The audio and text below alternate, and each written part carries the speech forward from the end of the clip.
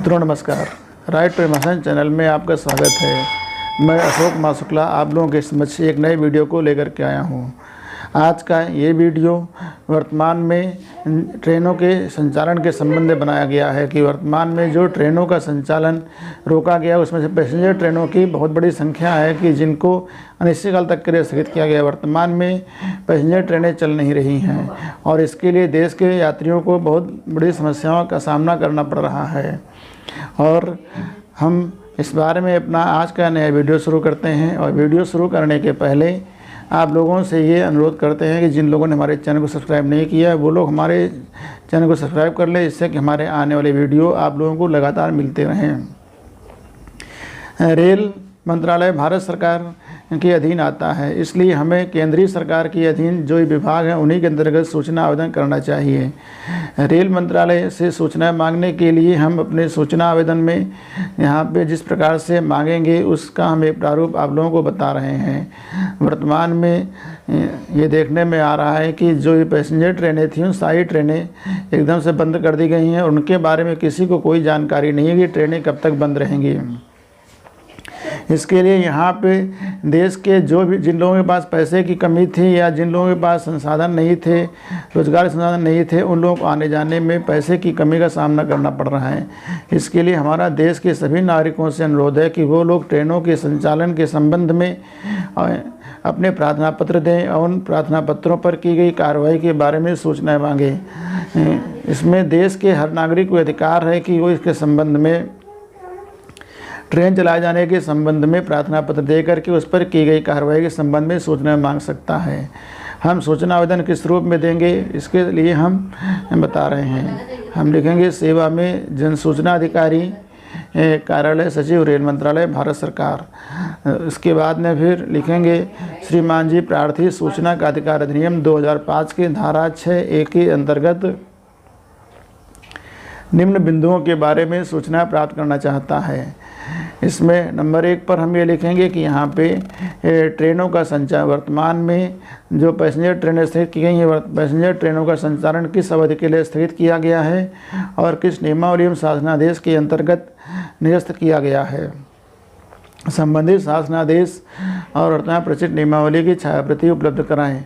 Number 2 पे हम ये पूछेंगे कि यहाँ पे जो भी ट्रेनें चल रही थी उन ट्रेनों का आवागमन किस तिथि से रोका गया है, रोके जाने के संबंध में जारी किए गए आदेशों और शासनादेशों की छायाप्रतियाँ उपलब्ध कराएँ। नंबर 3 पे भी पूछेंगे कि ट्रेनों के संचालन रोके जाने से सरकार को कितनी राजस्व की क्षति हुई है और वो राजस्व की क्षति के संबंध में क्या निर्धारण किया गया है और राजस्व की भरपाई के लिए सरकार द्वारा कौन कौन से कदम उठाए गए हैं, इसके संबंध में लिए गए निर्णय और जो भी बैठक की गई बैठकों में जो भी कार्रवाई की गई सारी कार्रवाई की छायाप्रति उपलब्ध कराएं। यहाँ पे ये एक महत्वपूर्ण प्रश्न है कि यहाँ पे जो भी ट्रेनों का संचालन रोका जाता है उसके संबंध में जनता की समस्याओं को भी ध्यान में रखना आवश्यक है। ट्रेनों के संचालन के संबंध में रोके जाने के संबंध में जो निर्णय लिए गए हैं वो किन व्यक्तियों के अनुरोध पे लिए गए हैं, किन अधिकारियों के सुझाव पे लिए गए हैं, इसके संबंध में जो भी सुझाव भारत सरकार के रेल मंत्रालय को प्राप्त हुए हैं उन सभी सुझावों की छायाप्रतियाँ और सुझावों के आधार पर की गई कार्रवाई की छायाप्रतियाँ भी उपलब्ध कराएं। एक बिंदु हम यह भी पूछेंगे कि यहाँ पर ट्रेनों के संचालन को रोके जाने के संबंध में यहाँ पे की गई पूरी कार्रवाई संबंधित पत्रावली की पूरी पत्रावली छायाप्रति उपलब्ध कराएं। और हम अब एक महत्वपूर्ण बिंदु ये भी पूछेंगे यहाँ पर कि भारत सरकार को कोई भी इस बारे निर्णय लेने के संबंध में जो भी शासनादेश हैं, नियमावली हैं, उनकी छायाप्रति किस नियम और शासनादेश के अंतर्गत पारित की गई है और भारतीय संविधान के किन प्रावधानों के अंतर्गत ट्रेनों का संचालन रोका गया है। इस प्रकार से हमारा आवेदन मूलतः इसी विषय पर था कि जो भी पैसेंजर ट्रेनें और मेल ट्रेनें निरस्त की गई हैं उनके संबंध में देश के नागरिकों को कोई भी जानकारी नहीं प्राप्त हो पा रही है, उनका संचालन कब तक होगा और देश की जो भी जनता है कम पैसों में अपना सफ़र करती थी उनका सफ़र आजकल कितना महंगा हो गया और कितना जटिल हो गया है। इसके लिए देश के सभी नागरिकों का कर्तव्य है इस बारे में भारत सरकार के प्रधानमंत्री, राष्ट्रपति और रेल मंत्रालय को ही प्रार्थना पत्र दें जिसके कि इस संबंध में अग्रिम कार्रवाई हो सके और देश में ट्रेनों का संचालन तेज गति से हो और जनता को कम पैसे में आवागमन की सुविधा उपलब्ध हो। इसलिए हम इस तरह के प्रार्थना पत्र दिए जाने के लिए आप लोगों से अनुरोध कर रहे हैं। हमारा सूचना आवेदन जिन बिंदुओं के बारे में था वो बिंदु हमने बताए हैं। इसके अतिरिक्त जिन बिंदुओं को अलग से जोड़ना हो उन बिंदुओं को आप अलग से अपने आवेदन में जोड़ सकते हैं और बिंदु कोई व्यक्ति अपनी इच्छा के अनुसार, अपनी जिज्ञासा के अनुसार उसमें समाविष्ट कर सकता है, सम्मिलित कर सकता है। इसके हमारा प्रार्थना पत्र बिंदुओं को लिखने के बाद में फिर प्रार्थना के स्तर पे आता है, उससे हम लिखते हैं अतः आपसे प्रार्थना है कि उपरोक्त प्रार्थना पत्र में वर्णित बिंदुओं की सूचना रजिस्टर डाक से साथ ही सहित हिंदी भाषा में उपलब्ध कराएं। देश के बहुत सारे नागरिक हैं जो कि हिंदी भाषा ही जानते हैं और भारत सरकार के मंत्रालय अंग्रेजी भाषा में जवाब देते हैं, उनमें से रेल मंत्रालय भी प्रमुख है। देश के नागरिकों का ये कर्तव्य है कि वो भारत सरकार से जो भी आदेश जारी होते हैं उसके संबंध में और राष्ट्रभाषा हिंदी में ही आदेश या सूचना देने की मांग करनी चाहिए, जिससे कि यहाँ पे जो व्यक्ति सूचना मांग रहा है उस व्यक्ति को ये जानकारी हो सके कि हमने कौन सी सूचना मांगी है।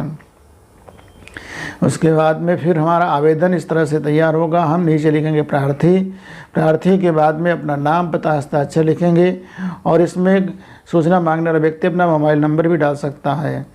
ये तरफ लिखेंगे दिनांक, फिर बाद में हम आएंगे संलग्नक में लिखेंगे पेटू में जन सूचना अधिकारी रेल मंत्रालय भारत सरकार नई दिल्ली।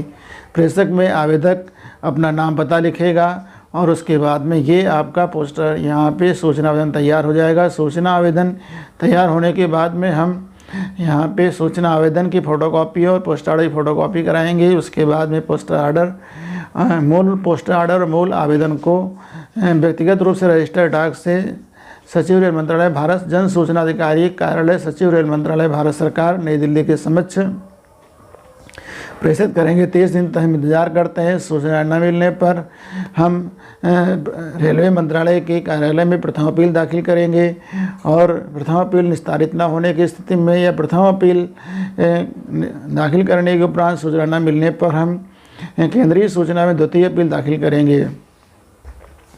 हमारे प्रथम अपील, द्वितीय अपील दाखिल करने संबंधित प्रक्रियाएं जो हमने अपने पुराने वीडियो में बताई हैं, इसके लिए आप लोग हमारे इस चैनल के पुराने वीडियो को देखते रहें, जिससे कि उन वीडियो में जो भी हम प्रथम अपील, द्वितीय अपील दाखिल करने की प्रक्रिया बताई गई उसके संबंध में जानकारी आप लोगों को मिलती रहे।